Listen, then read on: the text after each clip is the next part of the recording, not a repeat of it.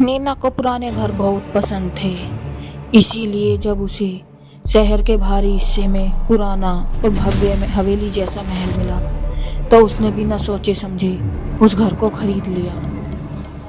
उस घर में पुरानी लकड़ी की खुशबू थी, दीवारों पर अजीब पेंटिंग्स थी और सबसे अजीब था उसका शयन कक्ष, जहाँ एक बहुत बड़ा पुराना आईना टंगा था, जैसे समय के साथ उसके भीतर कुछ सड़ रहा हो।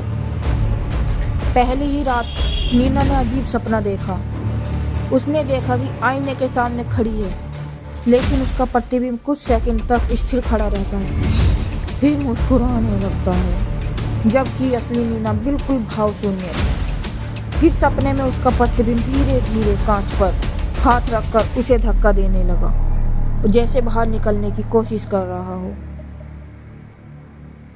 हड़बड़ाकर वह जाग गई।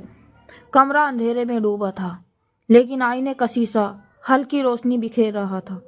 अगले कुछ दिनों में नीना को अजीब अजीब चीजें महसूस होने लगी। कई बार उसे लगता कि जब वह कमरे से बाहर जाती है तो आईने में कोई हलचल होती है, जैसे कोई उसके जाने का इंतजार कर रहा है। एक रात जब वह बाल संवार रही थी, उसने देखा कि आईने में कमरे की तस्वीर थोड़ी अलग थी। पीछे कुर्सी टेढ़ी थी, जबकि असल में वह सीधी थी।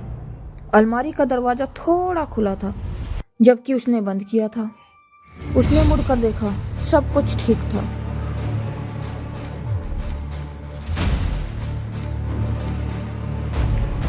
लेकिन जब उसने फिर से आईने की ओर देखा तो उसका प्रतिबिंब अब भी उसकी ओर देख रहा था, बिना हिले। फिर उसकी परछाई मुस्कुराई। नीना ने डर के मारे कदम पीछे लिए, लेकिन तब तक देर हो चुकी थी। आईने में उसकी छवि धीरे धीरे कांच से बाहर निकलने लगी। उसकी आंखें काली गहरी खाइयों जैसी थी और होंठ एक भयानक अस्वाभाविक मुस्कान से खींचे हुए। डर गई, नीना चीख भी नहीं पाई। कुछ ही क्षणों में असली नीना आईने के भीतर कैद हो गई, बिल्कुल वैसी। दोस्तों, जादुई आईने का भाग 2 देखने के लिए हमारे चैनल को लाइक करें, सब्सक्राइब करें और हाँ, बेल आइकन दबाना ना भूलें।